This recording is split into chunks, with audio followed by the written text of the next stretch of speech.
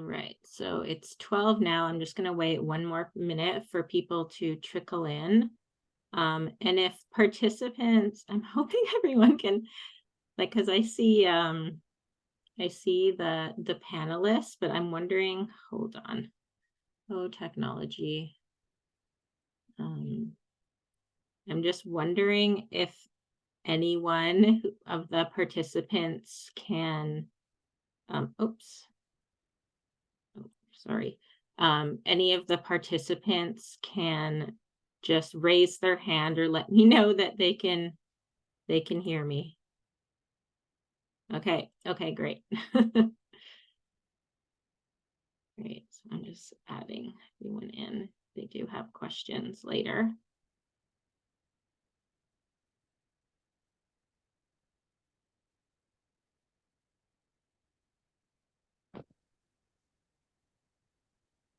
Right.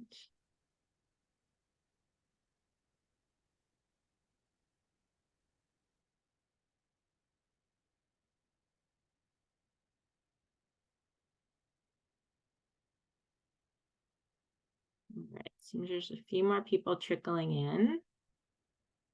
Right. All right, so I will start our webinar today on World Diabetes Day, and I hope everyone can hear me okay, and I'm really grateful that we have such a good turnout for today for our 3 really great speakers. I haven't met many of you who are attending today because I'm somewhat new to PCMCH, but my name is Leslie Tarasoff, and I am the program manager who is responsible for coordinating the Pediatric Diabetes Network. I took over this role from my colleague Lisa, who continues to lead the Ontario Pediatric Bariatric Network portfolio. It has been really great connecting with many of you in the last few months, and I'm really glad, again, so many of you could join us today for our World Diabetes Day webinar.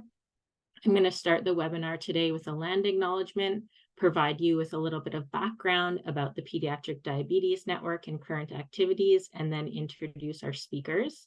We have 3 speakers today, and they will each have about 10 to 12 minutes to speak, and then we'll hopefully have time for some Q&A. And then tomorrow you will receive an email with an evaluation of the webinar. So please provide any and all feedback on that evaluation survey, because we are eager to host more webinars on topics of interest to you. I would like to begin by acknowledging the land on which PCMCH operates. This land is the territory of the Haudenosaunee, Wendat, and Anishinaabe people and is governed by the Dish with One Spoon Treaty. This nation-to-nation agreement committed these nations to share the territory in peace, friendship, and respect. All newcomers are symbolically included in this treaty and in the spirit of these obligations. Today, Toronto is home to Indigenous peoples from across Turtle Island.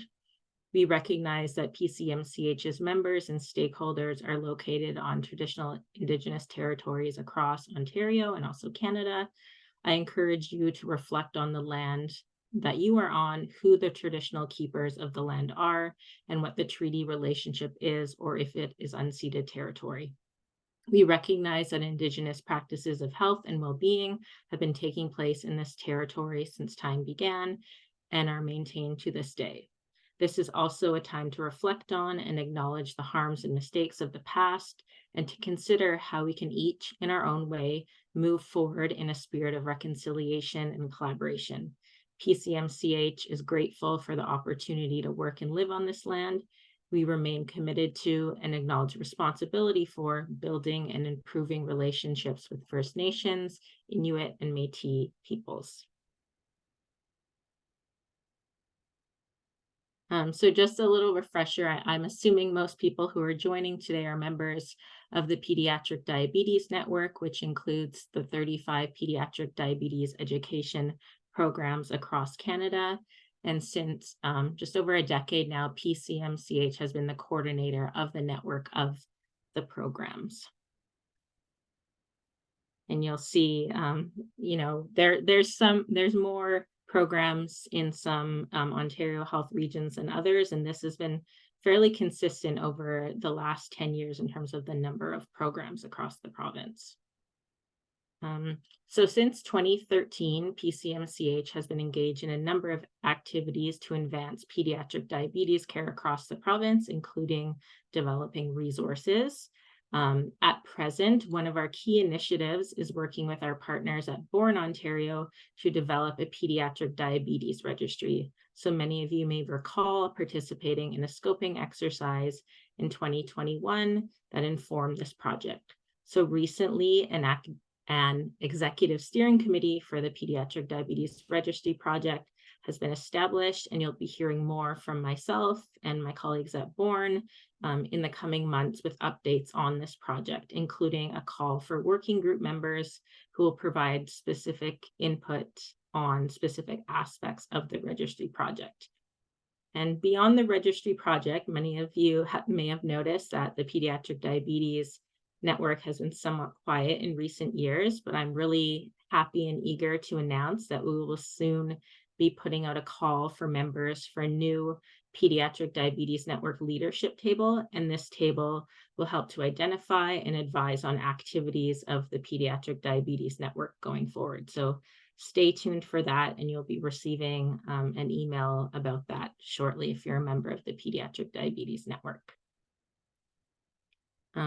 So I just want to remind you about the theme of today's webinar, Equitable Access to Pediatric Diabetes Care.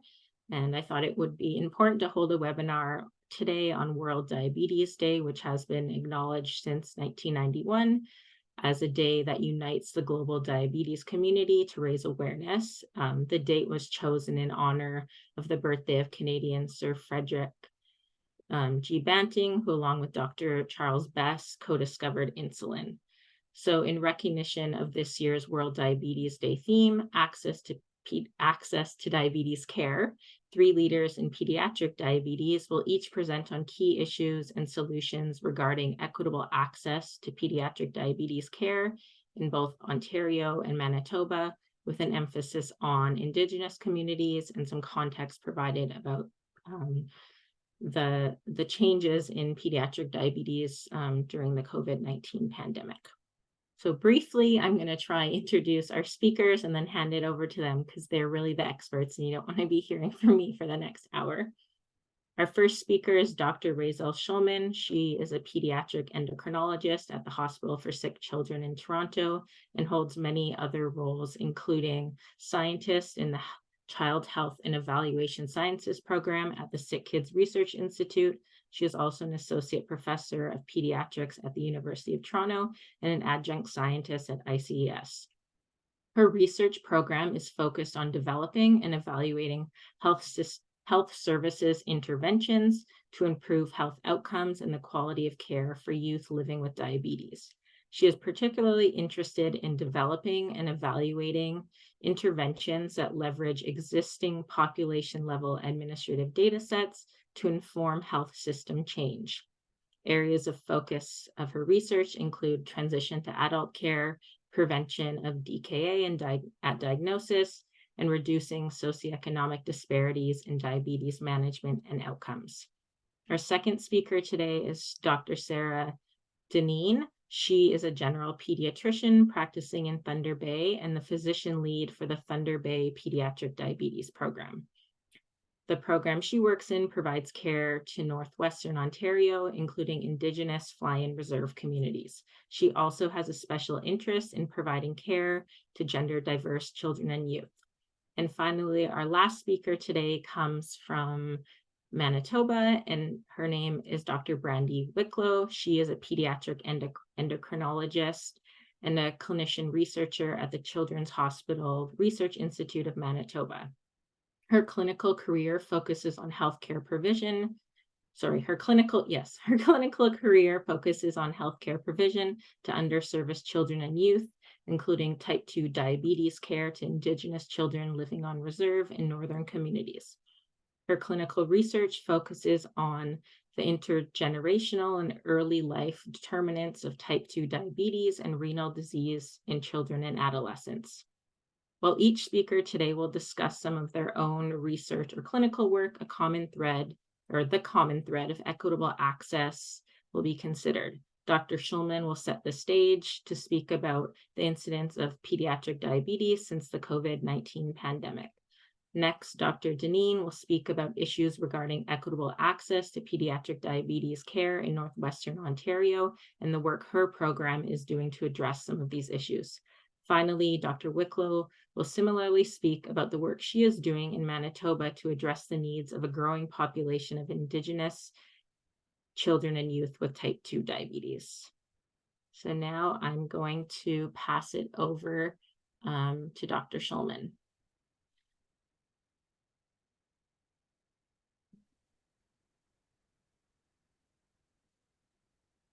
Okay, can you see my slides okay?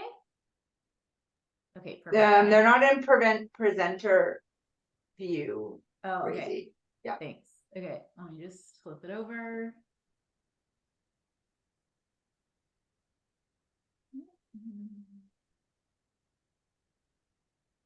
Not in presenter. Right, and try that again. How's that? That is your notes and the next one. So you just need to flip it with your view to the. I know it's so tricky on Zoom. We just practiced this. It was I know fun. it worked perfectly. Okay, hide presenter view. Now nothing. Oh my God. We'll figure it out. Yeah. Okay, is that? So that's your full computer screen.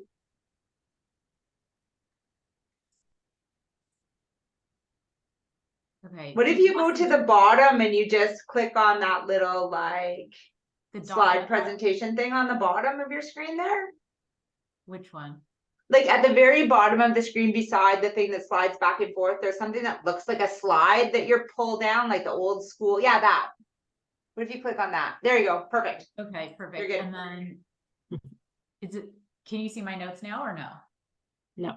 It's perfect? Okay, good.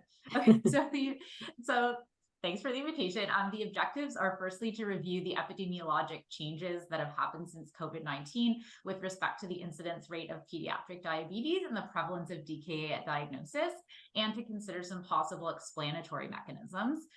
So in 2021 and in early 2022, there was a lot of media attention about a few studies that were conducted in the United States using large data sets from health insurance claims and electronic health records that found an association between COVID-19 infection and new onset diabetes in children. But there were a lot of concerns about the validity of these studies because they weren't really able to capture COVID infections in children who were asymptomatic.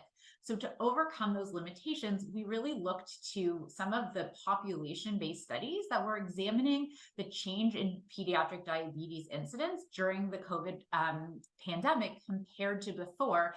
So using the study period as the exposure as opposed to individual COVID infections.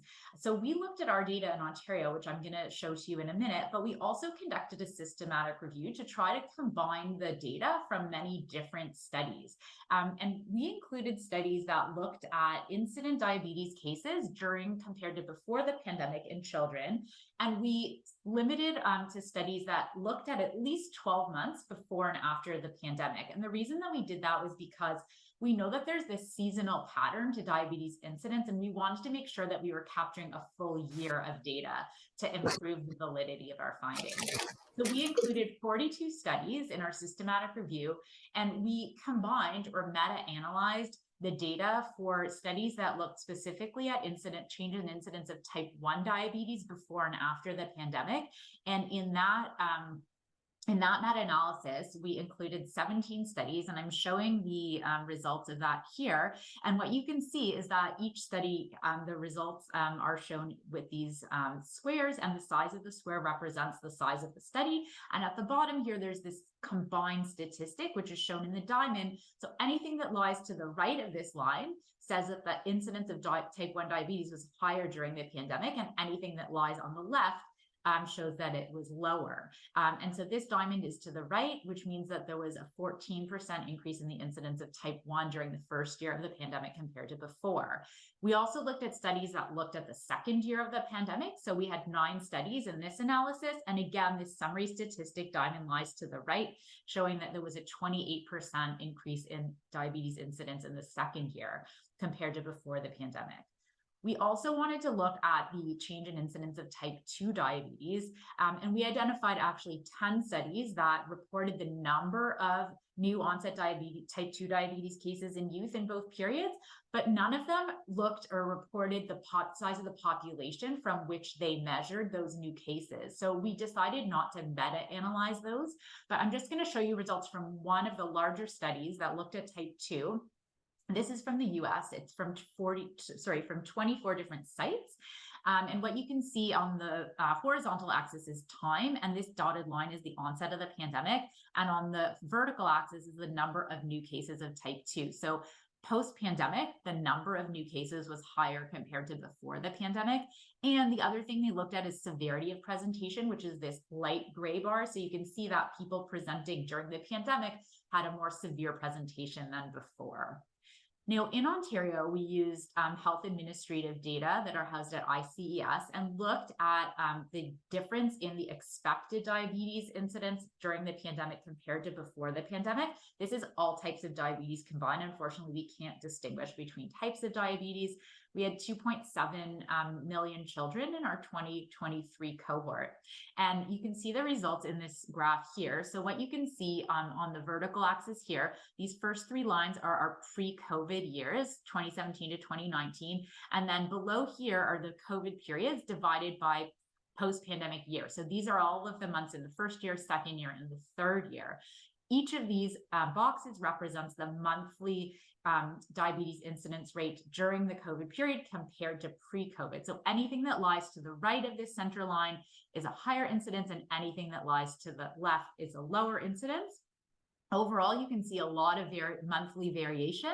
This bottom red dot is the overall incidence of diabetes in the first 3 years of the pandemic compared to pre-pandemic. So because this line crosses, we did not find overall an increased incidence. And then we broke it down by pandemic year. So this is the first year, which also didn't show a difference. The second year did show an increased incidence, but this line just touches the midline. And then the third year was not significant. Now, these findings are different than what we found in the systematic review, and this may just be because our sample size relative to our sample size in the systematic review is a bit smaller. So even if there really is a difference in Ontario, we just may not have had the statistical power to detect it in this study. So the million-dollar question is, why might this be happening? And the bottom line is we don't really know. But some hypotheses are that there may be this direct effect of the COVID virus on beta cells causing damage and then subsequently leading to diabetes. Now, there is some evidence to suggest that this is maybe less likely than other hypotheses. And that's because in studies that looked at the incidence of diabetes during the pandemic compared to before, didn't find that there was a change in the rate of autoantibody negative diabetes, which is what you might expect if the virus was causing direct damage and the diabetes was not as a result of an autoimmune condition causing type 1 diabetes.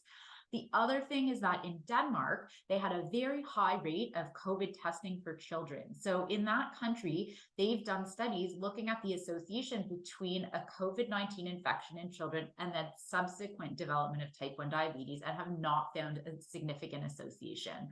There's still some risk of missing asymptomatic children, but much less than in those American studies that use the health insurance claims because they had such a high testing rate in children.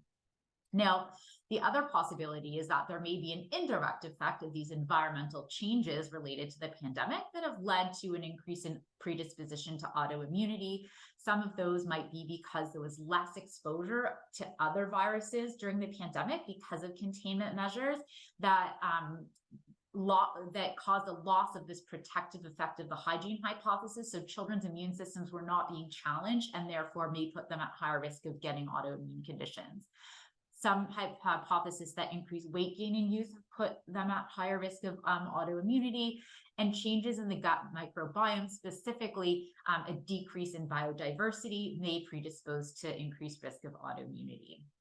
Now, the other interesting thing that we found and that have been reported by others is that there's been a change in the pattern of diabetes incidence and the loss of the seasonal variation. So here on the horizontal axis, I'm showing time. This is the onset of the COVID-19 pandemic, and on the vertical axis is monthly diabetes incidence. The red lines show what we expect to find, and the blue lines show what was actually observed. So pre-pandemic, you can see this really regular pattern, which, if you believe me, shows that there's a higher incidence in winter months and relatively lower in summer months. But you can see post-pandemic, this blue line really shows a complete disruption to this previously observed pattern. Now, we don't know why this is. A possible explanation is that viral illnesses can trigger a metabolic decompensation. So in people who are already predisposed and on their way to developing diabetes, this viral illness might just precipitate the clinical presentation. But during COVID, we saw this reduction in these other viral infections that were expected during winter months, and therefore disrupted the pattern of clinical presentation. So the last thing that I'm going to talk about is that this other observation, and that there's been an increase in the incidence of DKA, diabetic ketoacidosis, at the time of diabetes onset in children. Now, this predates the COVID-19 pandemic. In Quebec, there was already an observed increase from 22 to 30% between 2001 and 2014. But during the pandemic, this problem appears to have accelerated rapidly. So in Canada, pre-pandemic, the rate was 36.4 and increased up to 55. This has been shown in other studies. I'm going to skip ahead just for the sake of time. We looked at this in our systematic review amongst the studies that we included looking at diabetes incidence. And again, you can see that amongst the 15 studies that reported about DKA incidence, there was a 26% increase in DKA in the first year compared to before the pandemic. So again, why might this be happening? Well, we know that DKA is a result of a delay in the diabetes diagnosis. And during COVID, the prevalence of DKA was associated with pandemic containment measures to a small magnitude in some German study. And the regional incidence of COVID cases and deaths was also associated. Separately, there were studies that found that hesitancy to seek care for children was associated with high COVID positivity. So this delay in diagnosis that was already happening before the COVID-19 pandemic appears to have been much worsened by the effects of the pandemic. So just to wrap up, what we've seen is an increase in diabetes incidence and in DKA diagnosis that pre-existed COVID, but has accelerated rapidly since the onset of the pandemic. The mechanism of this appears to still be unclear, but we know that we need resources to support these increased needs. We need to continue to monitor trends of this over time to see if it persists, and specifically collect more data about type 2 diabetes. And as we did before the pandemic, now more than ever, we need strategies to prevent DKA at the time of diagnosis. And I'm going to stop there and hand it over. Thank you, Dr. Shulman. That was great. And I think some of the, you didn't speak too much about the inequities related to the pandemic, but I think our next speaker is going to raise some of those issues relating to different populations and how access to pediatric diabetes care was impacted by the pandemic and continues to be in many ways. So I'll hand it over to you, Sarah. Hey, can everyone hear me? Okay, so my name is Sarah. I'm one of the general pediatricians, and I'm the lead for the diabetes health program in Thunder Bay. So we service Northwestern Ontario. So that encompasses an area of approximately 530,000 square kilometers from Marathon, White River to the Manitoba border. In that area, it's mainly us, though a lot of our patients west of Kenora do choose to go to the Winnipeg Pediatric Diabetes Program due to distance. We have a significantly distributed population and also service more than 29 remote fly-in Indigenous reserve communities. The significant distance between our clinicians and our patients and the difficulties with travel in the north, including flight availability, weather, etc., make access to care quite difficult. This disparities in access to care are especially apparent in our remote First Nations communities. Many of our patients have to take multiple flights to arrive in person for appointments.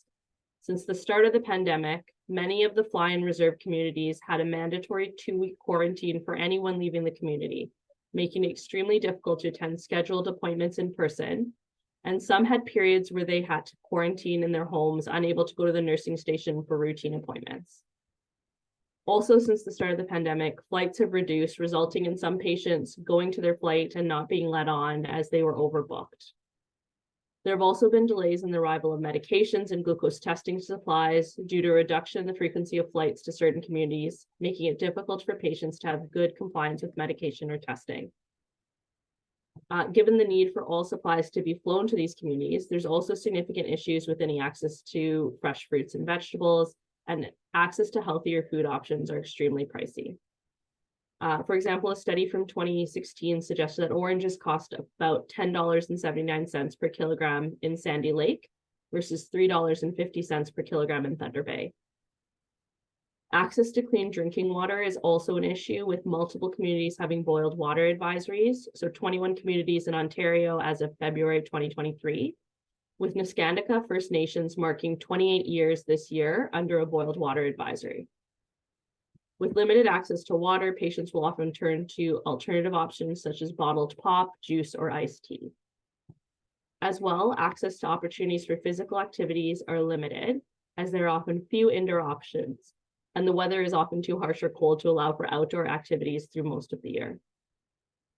This population has been disproportionately affected by type 2 diabetes in children, with the majority of our type 2 patients being from one of the remote Indigenous communities. Our region, along with probably everywhere, but has also struggled with funding and human resources issues. We are currently funded for 0.6 full-time equivalent positions for a pediatric nurse and a 0.6 full-time equivalent position for a pediatric registered dietitian, and are funded for a casual registered social worker. We do not have any pediatric endocrinologists in the region, so the team is entirely managed by general pediatricians like myself. We have 168 pediatric diabetes patients on our caseload. 75 of these are type 2.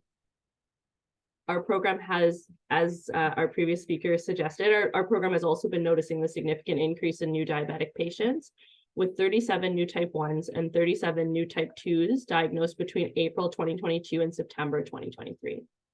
This significant increase is compounded to further make access to care difficult due to lack of funding and human resources in the region. Finally, we have difficulty engaging with our type 2 population, especially our adolescents. Our overall no-show rate for all pediatric patients from April to September was 16%, but that percentage is much higher in our adolescent patients, especially our type 2 clients. Some of this is due to logistical issues around travel and access to care, but a large number of our patients have significant social issues and mental health concerns. Many of our adolescent type 2 diabetes patients were diagnosed after screening during an inpatient admission to our child and adolescent mental health unit. With significant issues with access to mental health services, a lot of these patients are struggling significantly with suboptimally treated mental health, making it impossible for them to engage in their diabetes care. A lot of the patients also struggle with significant social issues, including trauma history, removal or placement in foster care, food insecurity, homelessness, and other issues, making access to care and diabetes management difficult, as they have other, often more pressing needs. I've had patients who've had significant multiple losses of close loved ones, often to suicide, and who have had to leave their communities and support systems to attend high school. We also have a lot of patients who've struggled watching their adult family members with diabetes go through significant complications, including amputations, dialysis, going blind, and who often feel hopelessness after their diabetes diagnosis, and like trying doesn't even matter anyway. I could continue on, but as you can see, there's significant disparities to access to pediatric diabetes care by region.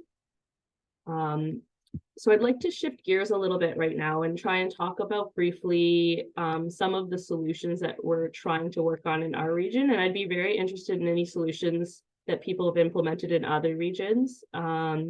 So to start, we've always offered virtual care options to patients from further away. Virtual care has an important role in improving access, but does have some drawbacks in providing high quality care. For example, some of our patients don't get lab work completed prior to their virtual appointment, do not upload pump or continuous glucose monitor data, or send logbook data from their glucose monitors. If they were in person, we would be able to download those or look at the monitor ourselves or do a point of care hemoglobin A1C. We also struggle with having patients get routine blood pressures, weights, heights for these appointments, even when we schedule them through the nursing stations in the fly and reserve communities.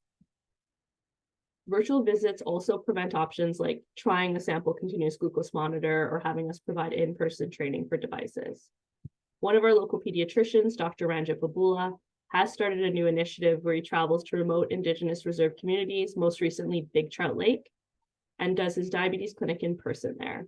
He coordinates with the clinic locally with a nurse in their community, and then virtually with the diabetes nurse at our program. Hopefully initiatives such as this will improve timely access to care and prevent loss to follow-up because we're going to the patients. Another option we are looking at is to expand services provided by other programs in the region. We do have another registered pediatric diabetes education program in our region, so that's in Sioux Lookout, but they don't have a full team yet and have limited training in pediatrics.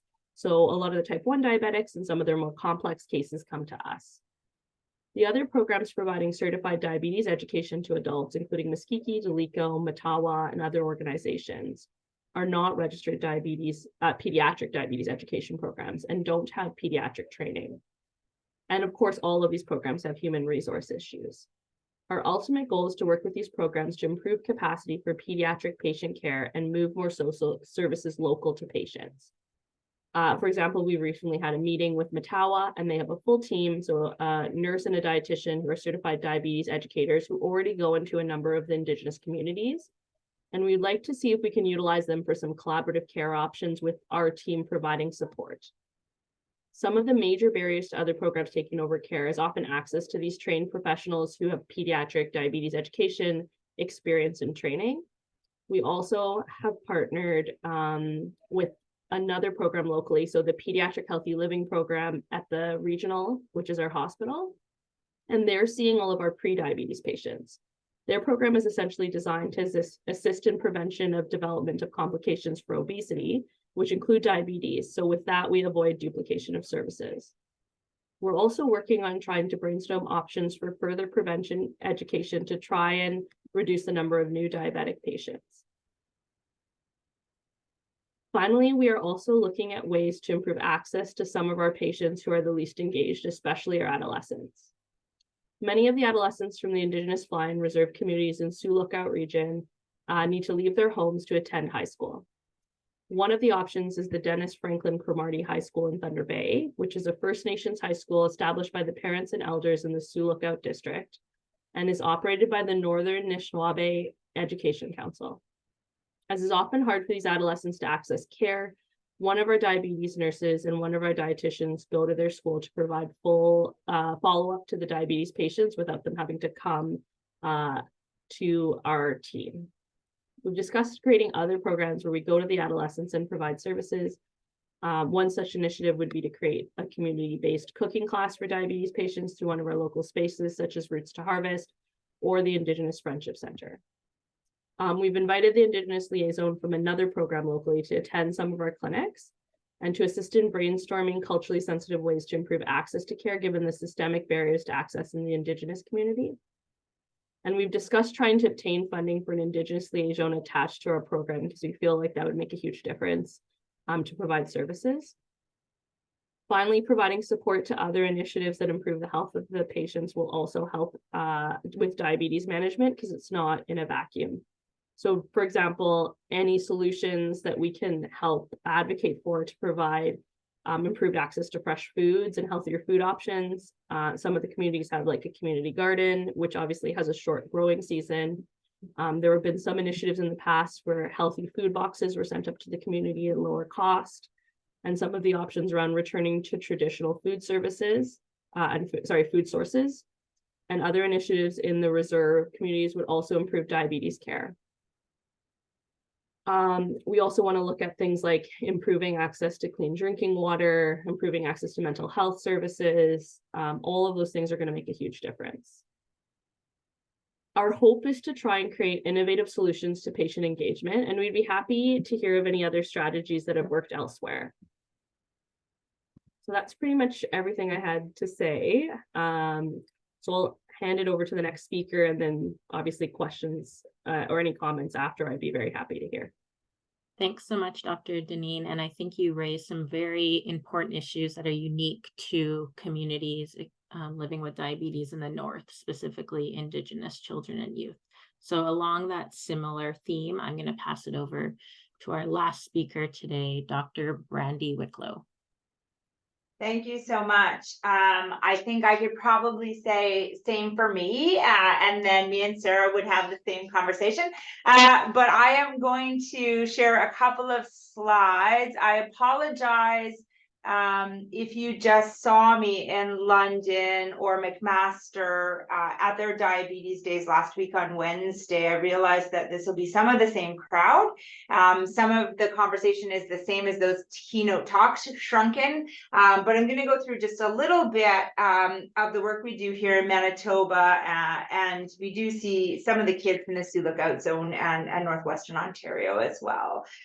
So I have nothing to disclose. I will thank you for your land acknowledgement. I work in partnership with the people from the original lands of what is Manitoba, Treaty 1 territory. So that's the Anishinaabe, Anishinaabe, Dakota, Ote, Denessaline, the Innu Nations, and then the homeland of the Red River Métis. Obviously, we work towards reconciliation, truth and reconciliation, and that's just a little bit about how I approach each one of those things in terms of the work that I do. So quickly, a little bit about the magnitude of the issue, just sort of when we're talking about resources, you understand what we're talking about. So this is data from 2009 to 2018 that my colleague Elizabeth Sellers did with Chelsea Ruth and myself, looking at the Manitoba population database, and you can see that the incidence in all children in Manitoba for the diagnosis of type 2 diabetes between ages 0 and 17 years of age went from 15 per 100,000 to 27 per 100,000, so almost doubled. But you can see disproportionately affected are First Nations children. And this won't be a surprise to most of you, and it certainly wasn't to us, but it's gone from 74 per 100,000 to 120 per 100,000, which are in fact the highest rates so far recorded worldwide in youth onset type 2 diabetes. So we have a very high prevalence and incidence of type 2 diabetes in children. So there's 50% more children newly diagnosed compared to 10 years ago, and First Nations children are 25 times higher risk than non-First Nations children of developing type 2 diabetes. So I'm going to go through a quick case study. This picture is used with permission from Mary Jane Wood and her family. Mary Jane Wood is the mom there. She's from St. Teresa Point, Anishinaabe First Nation in Manitoba. This is the day her son Matthew was diagnosed, and he's in the back giving the peace sign. He was up north in community, had an ingrown toenail, showed up to the nursing station. Nursing stations are brilliant. They always do a fasting blood sugar. You don't have to have polyuria, polydipsia. You don't have to have nocturia. All the kids get screened. Sure enough, had a blood sugar of 28.6. Came down, had to be admitted because of his amount of ketosis, had a fairly significant metabolic decompensation with an A1C of 12.5%. And this is a common kid. These kids don't usually come to us with a diagnosis of diabetes with an A1C of 6%. By the time they get to us, it's usually 9, 10, 11%. And this young Matthew had some risk factors. So his risk factors were that he was Anishinaabe, Okinawa, and First Nations heritage, that he had a higher BMI and a very strong family history of type 2 diabetes. So strong, in fact, that Mary Jane Wood was one of the first children ever to be in an article about childhood onset type 2 diabetes. So this is an article in the CMHA back in 1992. You can see the first 3 cases reported in 1984, 1986, 2 more kids being seen in Manitoba, 1987, a couple more. The female predominance at diagnosis remains, that hasn't changed. The kids used to mostly come in their teenage years, so probably because puberty pushed them over the edge. That's not so much the case anymore. And you can see that they had elevated hemoglobin A1Cs at diagnosis. So Mary Jane Wood here is patient number 12 in this very first publication. So mom was one of the first children ever to be diagnosed with type 2 diabetes. What does that mean to her offspring? Well, we did a Manitoba population-based study to say, what are the chances that kids get diabetes if mom had diabetes? So if mom had no diabetes, about 1 in 10 of her children, let's say, would get diabetes. Being First Nations, just in terms of general risk, being at a disadvantage in terms of a lot of the political and geographic problems living on reserve and food sovereignty problems. So let's say 1 out of 10 of her kids. If mom had gestational diabetes, then it was about 2. But if mom was diagnosed with pre-gestational diabetes, so she went into her pregnancy with diabetes, the risk is much, much, much higher. And these are kids we need to pay very close attention to, and we need to screen very early. Because most kids, like I showed you, get diabetes at about 15 when they're in puberty. But if they're exposed to diabetes in utero, they're younger. But type 2 diabetes, they're much younger. These kids often get missed because people don't think 5, 6, 7, 8-year-olds will get type 2 diabetes. And I'll tell you, we have a much higher proportion of these kids now than we ever did before. I think because of a lot of this, these kids that are getting diagnosed with type 2 then go on to have their own pregnancies and babies, and their children end up getting diagnosed a bit younger. So we do have a project that's following these moms and babies in communities to see if we can somehow mitigate this risk. This is not a surprise to this audience. I just want to be clear, when we're talking about First Nations, we're really talking about this, right? This is not genetic. This is because of colonial policies and circumstances and systemic racism and racism in our health systems that have caused all of these barriers in access. And so you can see, as Sarah was saying, the issues really are geography. They live so far away from us.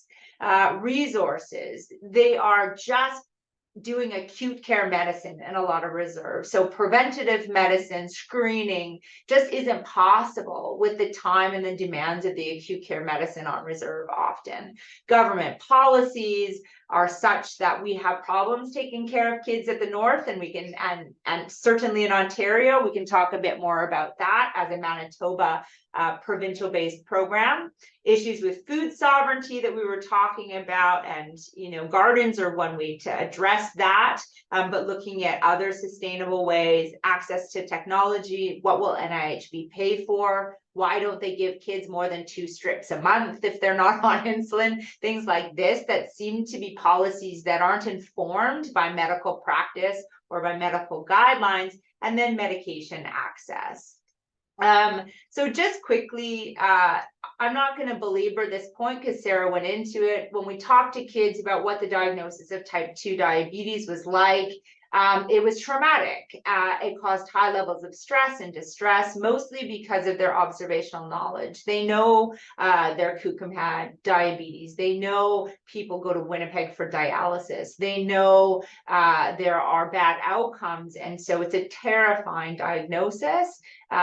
They don't want to be a burden on their families, who are often dealing with other medical issues within the family. So there's a sort of that extra feeling of being a burden, and where they can find supports, because if other people in the family are struggling with their own health issues, the kids take on a lot of this diagnosis on their own.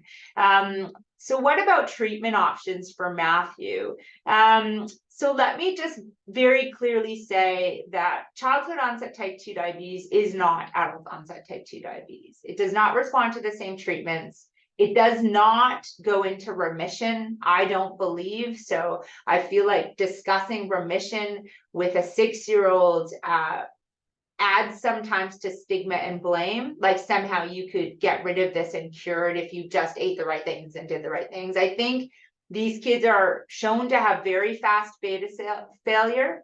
So they're very insulin resistant. They secrete a ton of insulin compared to adults of the same BMI.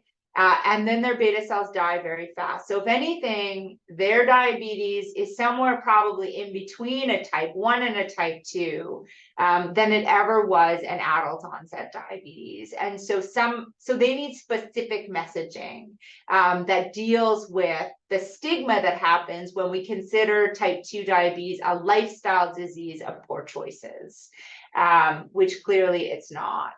We used to be pretty successful with diet and exercise. I'll tell you, that was back in the early 2000s when kids would show up with their A1Cs of 7%.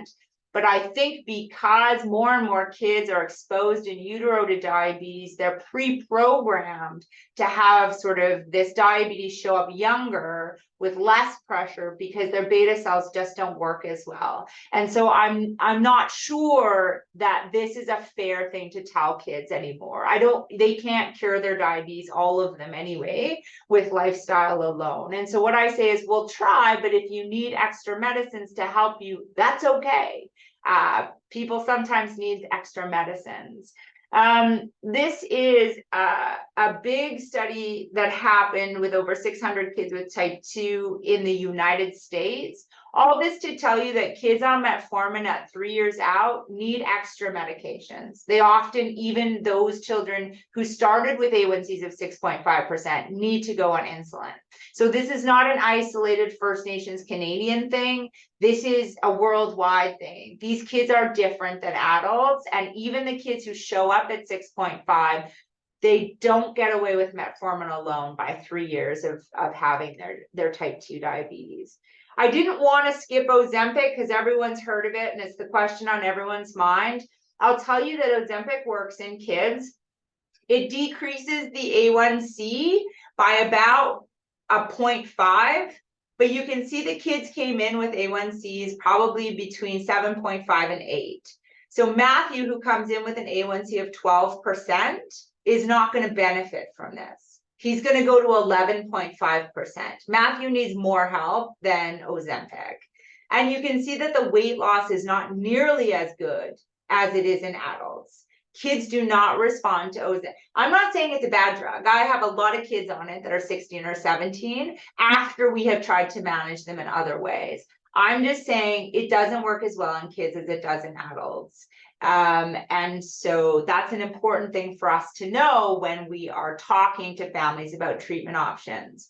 The once weekly, sorry, this is really the Ozempic. That was liraglutide. The once weekly GLP-1 is more of the Ozempic, but it's the same thing. You see the change from baseline of A1C is only about 0.4% in kids. So it's not huge. It's going from 12% to 11.5%. Most of the time we need these kids to go from 9% to 7% to give them other medication options. This is just quickly to show you. So there's Mary Jane Wood now. Here's her kids that were on her lap. They have all developed type 2 diabetes, unfortunately, but they're living fairly well. Up north, they're from Anishinaabe First Nations, St. Teresa Point.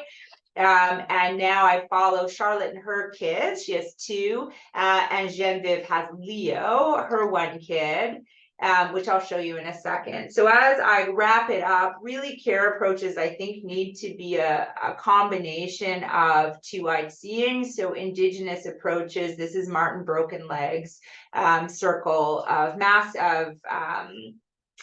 courage that some of you will know in terms of getting kids to take up their sort of health or any other torch. They need to feel belonging from the community. They need to feel that they are masters over their own health and domain.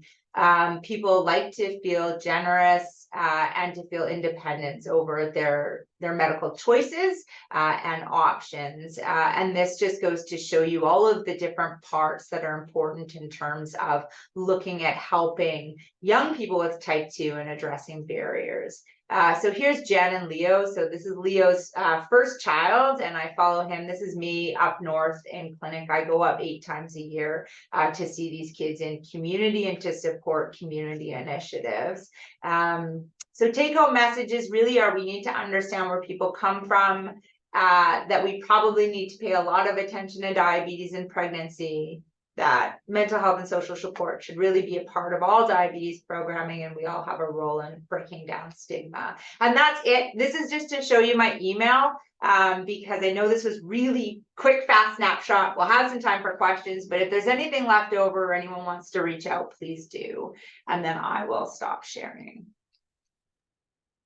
Thanks so much, Dr. Wicklow, and thanks to all of our speakers today. So just given the time, we have about 10 minutes left. I'm just going to open it up to the audience to ask any questions. So you can use the question and answer or the chat function if you don't want to speak, if you just want to type your questions in, or use the raise your hand function, and I'll hand it over to you.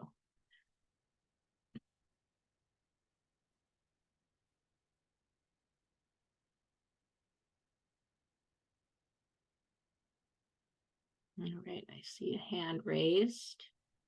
Oh. Hi. Hi, oh, there you are. Go ahead. Hi, my name is Abiba. I work with Winnebago General Hospital. I just have a quick question regarding like maybe the suggestion of like having the parents engaged with their children care.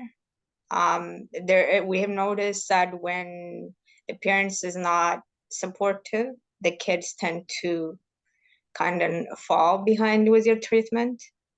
But when the parents are like very close, sometimes they kind of overwhelm the children. So I just want to know if you have a fair way of like getting the parents engaged, but at the same time also giving the kids a chance of like looking after themselves.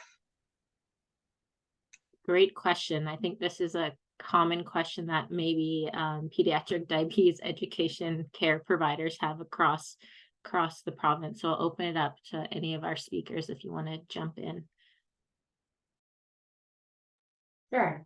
I can quickly tell you from my perspective, it's the trickiest thing we do is finding the balance between autonomy and independence and parental support.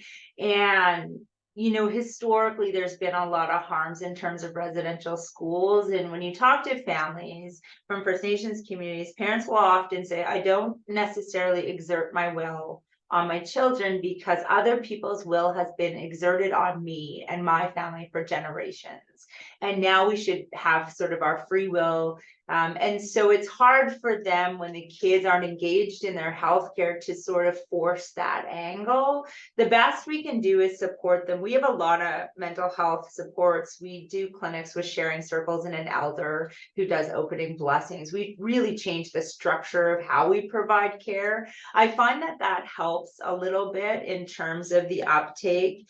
You know, ideally, we would do family clinics. Ideally, I would do a clinic with an adult provider. And instead of bringing mom in to see this doctor and kids in to see this doctor, we would bring family in to see a diabetes team. And everybody would talk and work through their diabetes together. Often one of the parents also has diabetes. I find that probably would also be helpful. But at the end of the day, most of the time, I find that parents, regardless of whether or not they can, actually do blood sugars and give insulin and do all of those things, because a lot of them are struggling with their own health struggles. Certainly, their kids are the most important thing. If I've learned one thing, adults don't care so much about themselves. They care about the kids. So even if they miss all their adult appointments, they will bring their kids, even if the kid's not taking their meds, they will bring their kids to that appointment every time. And so, I mean, I think we take that as small celebrations and we build on those relationships and we build on the fact that those families are really trying in the context of life that they have to do the best that they can. And then we try to find the balance. So we're on call 24/7 for families. If they want to call us, they can. And so if that helps with some of the conflict in the home, again, sort of teenagers and parents, that's also an option for families. I don't know, Sarah or Rayzel, if you have other things you want to add.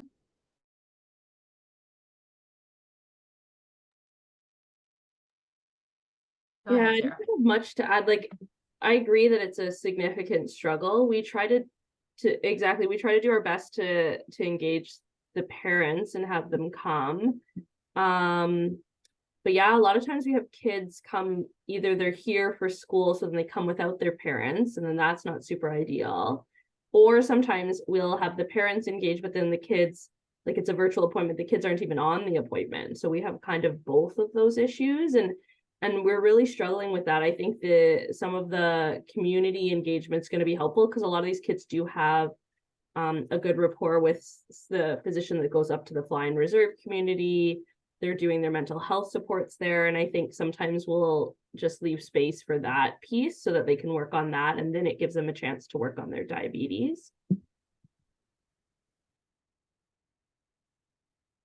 I think one thing that sometimes works is just having a conversation with the family together and saying, what might work for your particular family, where are the stresses, and trying to make a plan that works well for them. So sometimes that might just be like once weekly check-in, just so that the parents or the caregivers are in the loop with what's going on, and making contingencies. So saying, we're gonna give lots of independence to the child. And if things are going really well, then that's great. Then it's a quick check-in, but at least then parents will be aware if things fall apart, and then they can step in. And also the amount of involvement may change over time. So sometimes the child may be really able to manage things really well, and at other times they need a bit more support. The other thing is sometimes using technology to communicate is a little bit less. It generates a little bit less conflict. So sometimes a quick text check-in, for example, or having parents do a follow on the CGM if they're using CGM is a little bit less invasive. So those are some other specific strategies that sometimes work. And then the other thing is I just remind, because I have an interest in transition to adult care and talking to our adult colleagues, I just remind people that even adults who live with type 1 diabetes really still need help and support from people in their lives. And so some parents who feel like as their child gets a bit older that they should be, more independent, I just remind parents that, even older people who live with diabetes really still need help at different times. Yeah, really good point, Dr. Shulman. Can everyone see the question that's asked in the Q&A?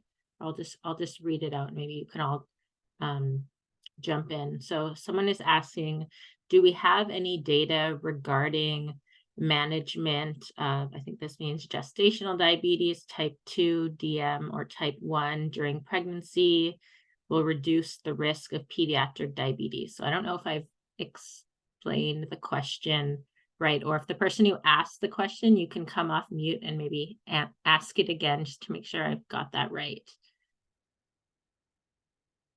So I think the question is around Yes. I think yeah. Oh, go ahead.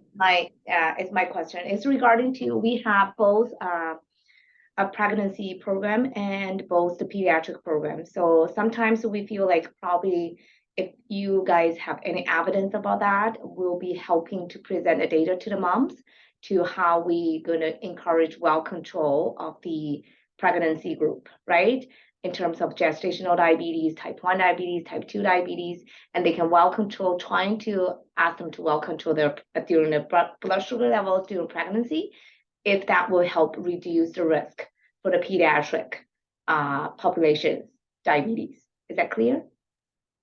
Yeah, absolutely. So what I can tell you from the research that we've done is that if we look at population-based data of all children born to moms, and we had about 500,000 mom-infant pairs that we followed 30 years. And if you look at the risk and you account for A1C as best as we could. So we don't have a ton of lab data. So about half of that cohort, we did a little sub-analysis for and said, let's pretend everyone has the same blood sugar control. Is there still an increased risk? The answer is yes, but it is much reduced. So, instead of having a risk that's 14 times if you have type 2 compared to GDM, it goes down to having a risk that's more like 8 times. So if you control for blood sugars, it reduces your risk. It does not eliminate it. What I can tell, and so, Denise Fegg has done a lot of recent work on this, looking at metformin in pregnancy and looking at outcomes of children. What I can tell you 100% is that it reduces stillbirths, it reduces congenital anomalies to the infants. So that is high. So we had a 20% fetal loss in next gen, which is huge and unfortunate. We had a huge amount of kidney anomalies when kids were born, and a lot of other cardiac anomalies, but mostly kidney anomalies. And these things can be mitigated or reduced significantly by glycemic control. So even though it might not completely diminish the risk of your kids getting type 2, it certainly diminishes the risk of problems right at birth. And it reduces the risk probably almost by a half of your kids developing diabetes. The other thing that we looked at in that data is if mom breastfed at birth, what did that do to the risk? And then that decreased the risk by about 60%. I just want to say, I know that not all moms can breastfeed. I know it's very distressing. I know that there are problems with lactation consultant access and equitable access. I think that there should be donor breast milk for all babies born to moms with type 2 and GDM. I know that's not something that's available everywhere, but I do know that that's probably the one thing that's stronger than any drug in terms of reducing outcomes of type 2 in offspring. Hopefully that answers your question. Sorry, I went on. Thank you. Just in the interest of time, I don't know if there's any more questions. I'm assuming, I think a number of people have jumped off now that it's 1, but I just want to say thank you so much to our speakers today. I know we covered a lot in an hour, and maybe we'll be hearing from them again to talk more about their research and clinical work. So again, thank you so much for sharing your work with us and providing some really good insights. And we look forward to future webinars, and please fill out an evaluation that you will get by email tomorrow to tell us how you felt about today's webinar and provide any and all feedback, including ideas for future webinar topics that might be of interest to you. So again, thank you so much and have a great rest of your day. Thank you. Thanks a lot.